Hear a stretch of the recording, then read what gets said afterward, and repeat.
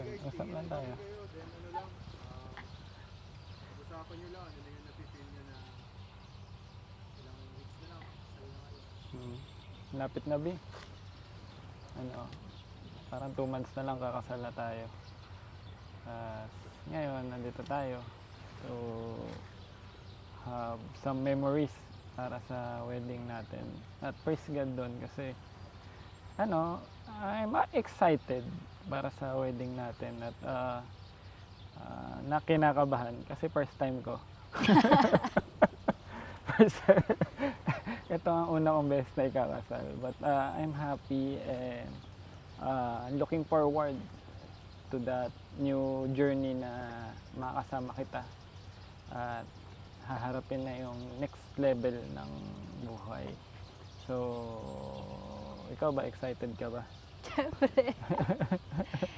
Sa buong journey ng today, siguro masabi ko lang na nakita ko yung pagkilos ni Lord sa lahat ng preparations na dati hinintay lang natin dumating yung prenup, tapos dati nagpa-plan lang tayo ng ganito, ganyan. Tapos during this time, nagpapasalamat lang ako kay Lord kasi siya yung nagdala sa atin ngayon, today, and then lahat nung pinangarap natin sa day na to is nangyayari siya talaga according to His plan.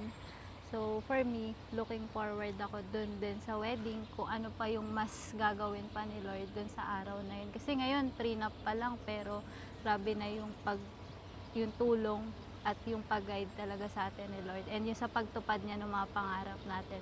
What more pa dun sa mismong araw ng wedding natin with our family, friends. Yun. So, ako din, madami na rin tayong sinacrifice. Like, praise God, we are not boasting it na, yes, nag-first fruit tayo dito sa kasal na to. Pero ginawa natin yung bagay na yun kasi gusto natin, this wedding is for not for us, but for the Lord. Kasi, wedding is a gift from God na gusto natin itong wedding natin is included siya. Kaya really thank God din sa mga situation kahit na madami tayong struggles and problem na pinagdaanan. Alam ko we can do it with the Lord. At syempre kapag hawak natin yung kamay ng isa't isa, alam ko kaya natin. Ayun lang. So, pero thank you at magkasama tayo hanggang ngayon at sa mga konting araw na padating magkasama pa rin tayong haharapin to. Ayun lang. Okay guys, wala pa rin dito sa camera.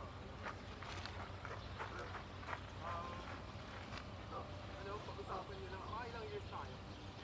2 years. Magti-3. Nagkamali pa Ay. na sagot. Oo, Magto 2 years. Magto 3 years. 3, oh. Magto 3 years. Sa 3 years na yun, pag-usapan nyo lang yung pinaka-memorable. Ano ba? Pinaka-memorable daw. Ikaw mo na. Siguro sa akin, pinaka-memorable. Sa journey natin. Yung proposal, tingin ko. Kasi, hindi ko naman ginusto ng bonggang proposal talaga. Pero yung gusto ko talaga is yung included yung family, yung friends. Which is ayun yung nangyari na yung araw na yun, nandun yung family, nandun sila ate, sila pas, nandun yung parents natin, sila nanay, si tatay, parents mo, and then friends, nandun din. For me, yun yung isa sa unforgettable day ko dahil you're a man of goal and plan. So, yung time na yun, alam ko na pinlano mo siya ng maigi, na-execute siya ng maganda, at alam ko na with the power of prayer talaga, kaya siya nangyari at naging successful yung araw na yun. Yun, praise God dun. Short story dun. I did plan for everything at lahat kinausap ko. Kasi alam ko ang pangarap mo flash mob. But hindi ako pinagbigyan ng magandang paa para sumayaw. But that day, I think about na it's something like a flash mob, but mas iba. So, ang ginawa ko is to gather everyone na kakilala at ka-close mo for my birthday. So, syempre, para tipid. Pero that day, talagang no moment na yun pinag-pray ko kasi naging girlfriend na kita. And hindi ko gustong matapos doon Kaya I did pray for signs kay Lord na kailan ba? Kung moment na ba? Time na ba para mag-propose? At doon, He did give me signs na ganito. 30, puro 30 sinabi na. Sabi ko, Lord, ano ba yung 30? Edad ko. So, ayun lang naman, 30 parating my birthday. Then, that's it. I asked for approval nila pastor, nila Ate Christy, ng family mo. Kinausap ko sila nanay, sila tatay. Even my mother, I asked for permission, pati yung pamilya ko. Kasi gusto ko, alam mo naman na lahat included at lahat ay kasama. And doon I started the plan with them all. Doon nga na synchronize namin o nagawa namin yung proposal na tingin ko na nababagay at nararapat para sa'yo. But ayun yung isa sa mga bagay na tingin ko memorable din sa akin. But every day is memorable naman with you. Na sa pagmumotor, kahit nag-aaway tayo kasi gusto ko everything na pinagdadaanan natin is kind na memory na maalala natin. It's just not like memory, it's a learning for us to grow in this relationship. At syempre, ang pinaka-memorable talaga is the time na nakasama kita sa ministry at sa pagsuserve kay Lord na kahit anong mangyari, hindi tayo nag-iiwanan sa lahat ng bagay na ginagawa natin para kay Lord. So, ayun lang, tingin ko every moment and memories na we are doing is something memorable for me. Yeah.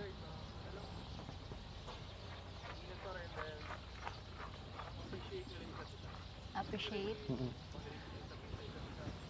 Ako na. Sige. Nag-isip pa Yan, sa akin I appreciate you first of all. Siyempre inamin ko naman sa sarili ko na you're not the first in everything, but I appreciate you kasi I'm your first in everything. At inalagaan mo yung sarili mo sa time at moment na makarating tayo dito. So, I really thank you for that kasi it is a wonderful gift from God and for me. Kasi, I cherish it at talaga na-appreciate ko yung pag-alaga mo sa sarili mo na hindi mo pinabayaan. At syempre, na-appreciate kita and always na nandyan ka para sa akin. Even magkaaway tayo or even magkabati tayo, nandun pa rin yung care mo sa akin. At not showy, but I know na you love me and I feel it naman. Ako. Sa akin, I appreciate yung plan mo din, of course, kasi pinag-pray ko kay Lord na yung magiging first and last ko is matured Christian. So, praise God kasi binigay yun ni Lord. Sa akin, I appreciate yung mga plano mo for me. Hindi lang basta sa maliit na bagay, pero even sa mga malalaking bagay is may plano ka. Sa akin, importante yun na may plano yung isang lalaki between the relationship talaga. And yung goal, kasi dito sa relationship na to, nakita ko din na hindi lang as boyfriend and girlfriend yung goal mo, kundi talaga magpakasal. And yung pagsistrive mo din, tsaka yung tiyaga. Alam ko hindi naging madali lahat nung process, lahat nung pagpapaalam na ginawa mo.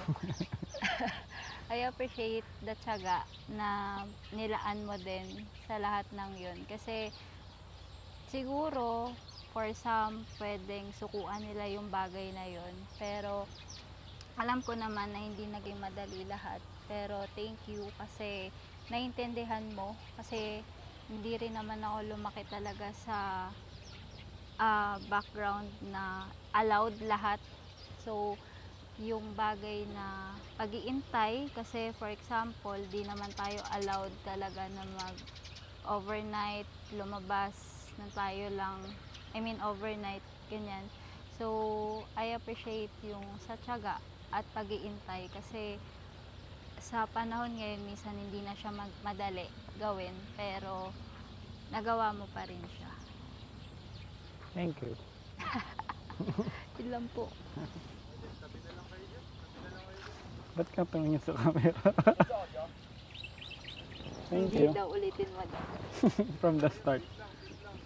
From the start. Tapos usap tayo, tuloy pa rin natin usapan. Ayan. Hindi ka nag-thank you sa akin. Dala ako, Tina. Pagtingin na yan. Thank you.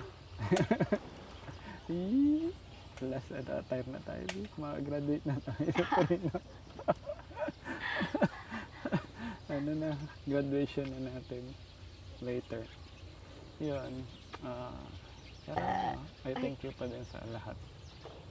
Kahit na nakakalimutan mo ako. Ano na, yung mga negative naman. Uy, grabe ka dun sa ano. Ano? Saan?